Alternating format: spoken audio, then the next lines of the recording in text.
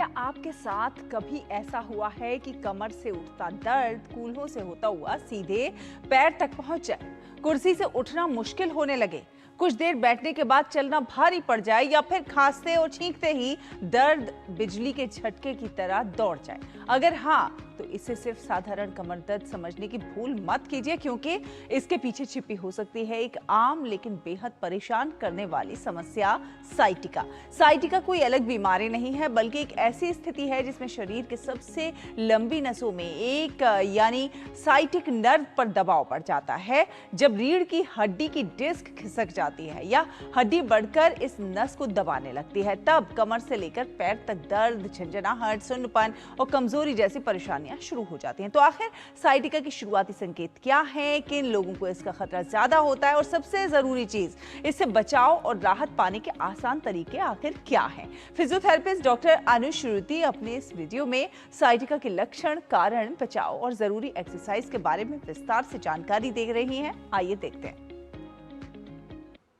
क्या आपके साथ कभी ऐसा हुआ है कि आप बैठे थे, अचानक से उठे और एकदम से कमर से लेके पैर तक बहुत ज्यादा दर्द उठ गया हो, खिंचाव महसूस हो गया हो या ऐसा लगे जैसे कि करंट सा दौड़ गया हो? और फिर कोई बोल देता है, अरे ये तो sciatica है। पर क्या हर कमर से पैर तक जाने वाला दर्द sciatica होता है? और अगर sciatica है तो इसका मतलब ये स्लिप डिस्क की वजह से हुआ है? रुकिए, आज मैं आपकी इन सारी गलतफहमियों को दूर कर दूंगी और आपको सही चीज के बारे में बताऊंगी। Hello everyone, I am doctor Anushruti और आज मैं बात करने वाली हूँ एक ऐसे टॉपिक के बारे में जिसका नाम सब लोग जानते हैं। आपने भी सुना होगा, आप भी जानते होंगे, पर इसके बारे में लोग अक्सर गलत चीज समझते हैं। इस कंडीशन का नाम है शियाटिका। आज हम बात करने वाले हैं कि शियाटिका क्या होता है, इसके अर्ली साइंस एंड सिम्टम्स क्या होते हैं, कब हमें शियाटिका को इग्नोर नहीं करना चाहिए और खास करके फिजियोथेरेपी का शियाटिका के केस में क्या रोल होता है। सबसे पहले हम एक चीज क्लियर कर लेते हैं, शियाटिका कोई डिजीज नहीं है, ये एक कंडीशन है। ये एक ऐसी कंडीशन है जिसमें हमारी लोअर बैक की एक बड़ी नर्व, जिसे हम शियाटिक नर्व कहते हैं, वो कंप्रेस या इरिटेटेड हो जाती है और इसका पेन अक्सर हिप्स, बटक, थाई और कभी कभी तो पूरे पैर तक चला जाता है। इन केसेस में हमें काफी पेशेंट्स कहते हैं कि डॉक्टर हमें कमर में तो दर्द कम है बल्कि पूरे पैर में दर्द ज्यादा है। शियाटिका के अर्ली साइंस एंड सिम्टम्स क्या होते हैं?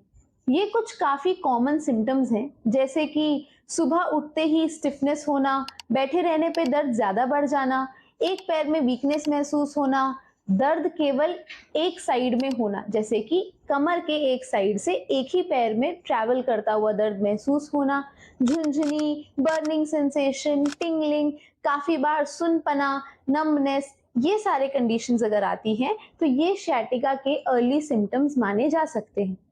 ये एक और ऑब्जर्वेशन है, काफी बार पेशेंट्स को शियाटिका के केसेस में पहले मसल टाइटनेस होती है और उसके बाद पेन आता है। इसी वजह से काफी पेशेंट्स हमसे कहते हैं कि पहले कुछ दिन हमें खिंचाव महसूस हो रहा था और उसके बाद हमें दर्द होने लगा।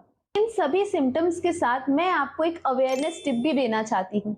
ये कोई डायग्नोसिस नहीं है, पर हाँ इसे नोटिस किया जा सकता है, जो कि है अगर आप खांसते हैं, छींकते हैं या काफी लंबे समय तक बैठते हैं और दर्द आपका नीचे पैरों की तरफ बढ़ रहा है, तो इसे इग्नोर मत कीजिएगा। काफी केसेस में ये भी एक सिम्टम होता है। काफी पेशेंट्स ये 3 बड़ी मिस्टेक्स करते हैं। नंबर 1, पूरा दिन बेड रेस्ट करना। पूरे दिन बेड रेस्ट करने से आपका दर्द ठीक नहीं होने वाला, बल्कि काफी केसेस में तो हमने नोटिस किया है, जो लोग पूरा दिन बेड रेस्ट करते हैं उनका तो दर्द बढ़ जाता है। नंबर 2, रैंडम यूट्यूब वीडियोस देखना और एक्सरसाइजेस चालू कर देना।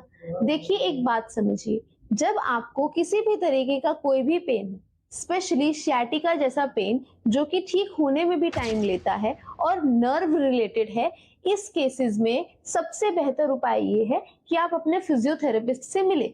वो आपको बेटर गाइड करेंगे कि आपके केस के लिए कौन सी एक्सरसाइजेस सूटेबल हैं। नंबर 3, पेन खत्म होते ही फिजियोथेरेपी या ट्रीटमेंट को छोड़ देना। पेन खत्म होने का मतलब रिकवरी होना नहीं होता।